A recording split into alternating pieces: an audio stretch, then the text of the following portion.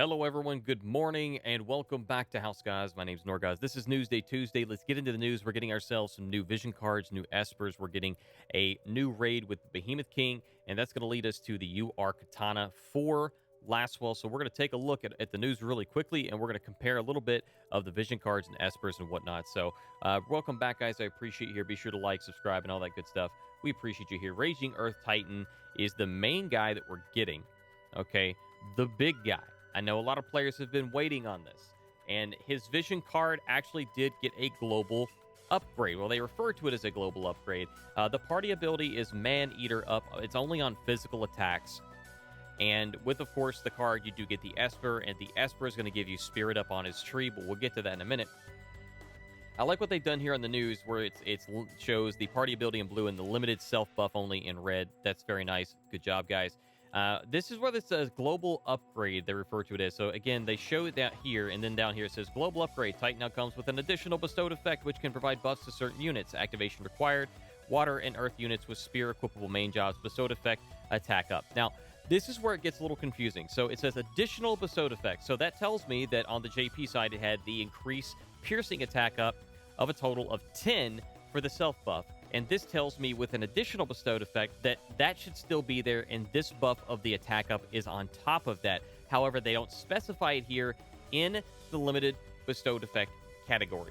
So I really think this needs to be clear and not confusing to players, because not everybody's going to look at the details when they go to pull, right? They're not going to pull up the card and look at it, and especially if they don't show all that when I'm sure they'll show all those details when you pull the card up on the drops and whatnot, but not everybody's going to look at that. So if you're trying to incentivize us as players, we need to see the whole picture on the news section. Like, I'm a content creator, I'm covering the news, I'm basically selling in a sense. I'm marketing to the players. These are the things that you may want to consider pulling for. These are the things that you may not want to consider pulling for. Of course, I let you guys make those decisions, but as a player, I'm saying, talking directly to the dev team here, guys. Please take these things into consideration. I love what you've done with the aesthetics of this, but don't sell us short. Don't confuse us with global upgrades that are listed here, but we don't get the base effects of the card there. So now we're left up to kind of speculate whether or not that's going to come out tomorrow or not, and then we'll see from there. So just a little feedback for the team. So the Gaia's Wrath is this is from the Esper side. Evokes Titan, deals earth damage large to targets within range and a chance of inflicting immobilize for 3 turns, and activates temporary mag effects. Attack and magic up, and lowers earth resistance. So that's going to be and it's going to be slashing, or excuse me, not slashing. Attack striking based. Attack striking based. I honed in on the sword. I'm like, wait a minute, that's attack. That's not slashing. Excuse me, I apologize. The 4 Warring Lords. This is actually a very nice card for being an MR card. So see, like here, it says party effect, party ability, bestowed effects. So the whole bestowed effects were not even listed there in the first card. Right here, we can see the comparison. So I thought that it was that was something that they did as to kind of differentiate between party and bestowed effects. I think that would have been nice, right? But this is not the case, and they did not list the bestowed effects. So I expect the bestowed effects on the Titan card to be 10 piercing attack up. Then we'll add the attack on top of that. So this is the again, I digress. So the 4 Warring Lords card, this is going to have up to 20 crit rate, critical hit rate, not critical damage, critical hit rate. You can't improve your critical damage if you don't have critical hit rate, right? So this is a great card for being an MR card, in my opinion, in my humble opinion here, and it's going to give you a decent amount of attack up. So with that card, you are going to get a total of 20% attack up. The attack's going to go up to about 95, so nothing too big, nothing too fancy, but the crit rate is up to 20. That is a boost of 20 to your critical hit rate, and that's a huge deal. Very good stuff there. Very happy to see that. Whether I'm probably not going to be pulling for either of these right now. I am personally saving up for the new event that's coming out the first of the month, and during the early part of the month, and that's going to be a return of Final Fantasy 14. Now that UR card is going to have magic attack. I believe it's magic up as the self buff, and then attack up is the party buff. That's going to be really nice coming up for the Final Fantasy 14 return event. So I'm saving for that. And again, Titan is going to give you the Esper as well. So let's take a look at that Esper really fast. And on the Esper side, we're going to get, when you get that vision card, you're going to get that Esper. And that's what I always will pull for these cards on, is I want the Espers. The vision cards you can level up over time. The, that take a little bit longer. You got to get more pulls or shards. With the Espers, you just get them and farm your materials and level them up over time. This is going to be a good card for Egrius, because she's focused on doing both physical and magic tanking, but she is also focused on attack. He's going to have some good attack up there for you. And actually, the agility is not atrocious. It's actually 14, so that's very, very nice. You're going to get attack up, but it's going to give you piercing attack up. It's also going to give you some critical hit rate, which is nice, but it does give you spirit up of up to 15. So that's why I say it's going to be good for like a magic tank, is that there you are going to get an extra 15 spirit up. Now, is that going to make or break? No, but that's roughly 15% damage mitigation that you're giving up for against magic attacks. That, of course, there is going to be some spirit penetrating units here, in the future. So that's something to take into consideration. This can help boost and help give you a bit of a boon against that, if you will, so to speak. If you have extra 15 spirit, that means you got, that much extra that you're not going to get, that you're not going to lose. So that's what I think about Titan in sort of a nutshell. Good for Agrius. You can use them on Rain, but because Rain uses magic attacks, you're going to lose a ton of offensive capability. And I firmly believe that that's what makes Rain such a good magic tank, is not just his ability to shield himself and buff himself with the hate up initially, but also because he deals good magic damage. And if you take that away from him, he's closer to a mediocre unit. That's just my opinion on it. I love Rain, don't get me wrong. I use him quite often for magic tanking, even over Agrius, because although she can do both, there's a lot more utility that I find in her with being able to buff and deal heavy damage with and also have those really high status effect procs. So that's kind of how I utilize that. So let's take a look back at what we've got going on here with the weekly campaigns. 6th Anniversary Part 4 has already started. We're getting, we know what the login bonus is for the week. I don't have to go over that with you guys. Vision card enhancement support daily missions. So this is going to be a mission you can do to enhance your vision cards and stuff like that. I would not skip out on this. I always say every Monday when they do the double drops on the far plane, I always say go for the growth egg. Go for the growth egg one. If you're not going to do anything else, go for the growth egg one for sure. That's going to be a really, really good thing for you to be able to boost your party with those vision cards and to get them leveled up. Another guild gift campaign. Be nice to your guildies. Maybe you'll get some good stuff in return. Behemoth King raid event. Now, this bad boy is going to be very, very interesting. It's going to be a Behemoth King raid. There's going to be a rare look into the Tonberry that will pop just like it did the Golden Cactar with the Ifrit raid or Ifrit raid or whatever.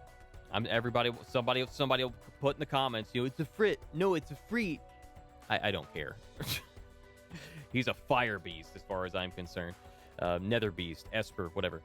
Raid boss, Behemoth King, elemental type. He is a dark beast. So this time around, we're looking at a beast type, not a Esper type. So you can use your beast killers on this bad boy. You can use your dark killers on this bad boy. You can bring your light units to the party. Like if you got Thancred lying around there, you got Vromza lying around there, bada bing, there you go.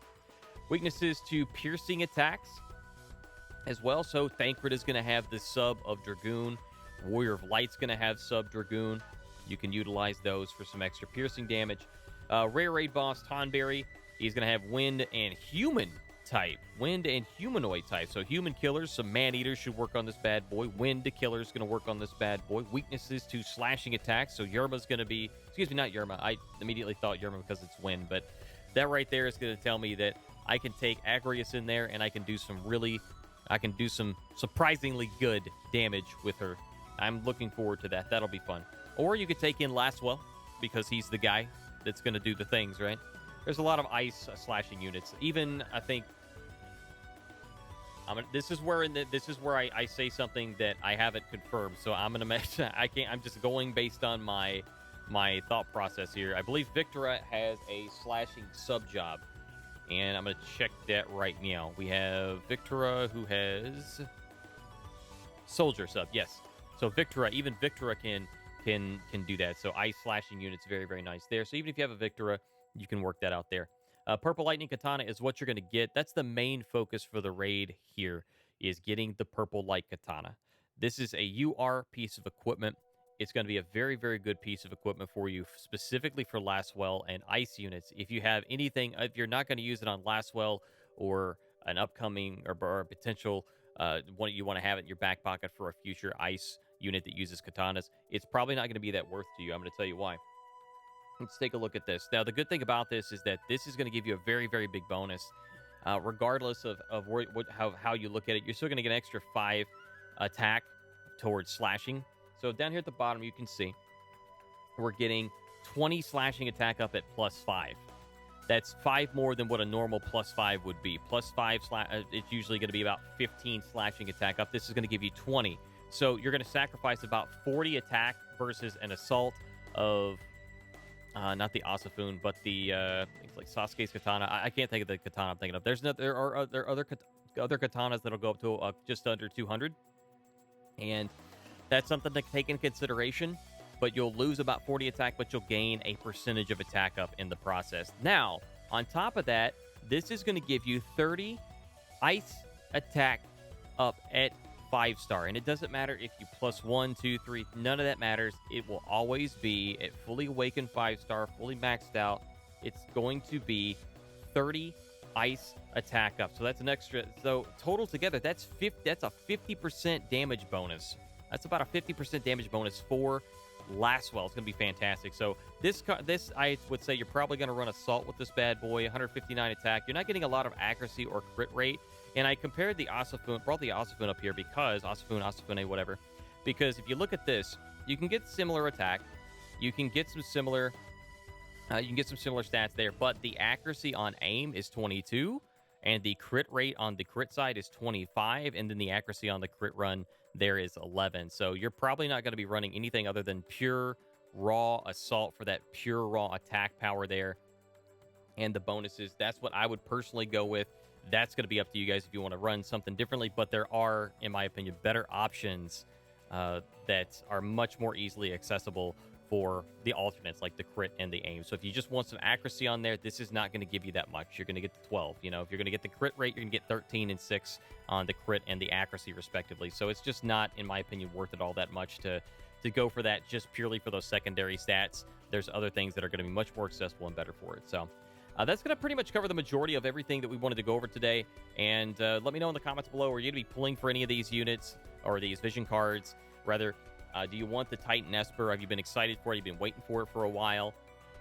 I got to get out of here. I got to get back to playing Genshin Impact and watching Dragon Ball Super. I don't know about you guys, but all things considered, seriously, let me know in the comments below how many of you guys have been playing Genshin Impact since that game has released. I've been playing the crap out of it. It is Breath of the Waifus. It is a fantastic game. It's very fun. If you ever played Breath of the Wild, you'll probably like this game. Yes, it's a gacha, just like War of the Visions is, but it's been very, very, very fun, and I don't feel like it's a gacha. I don't get that gacha feel from it in the sense of like it's super like I don't want to say the word grindy because there is a little bit of a grind, if you will, but it's just exploring and having a good time, doing some dungeons here and there. There's a lot of stuff to do. So I don't know that I'll create content on it, but I'm ranting at this point. So I'm going to go ahead and tip my hat to you guys. Thank you very much for stopping in. I will see you guys in the next one. And I also see all your comments here and on Reddit and stuff about doing other videos. And when I am actually able to commit to doing some other stuff, I have some really big things planned for you guys. And I got some good stuff to look forward to. So take care, guys. I'll see you again. My name's Norgoz. Bye-bye. Don't forget to like and subscribe.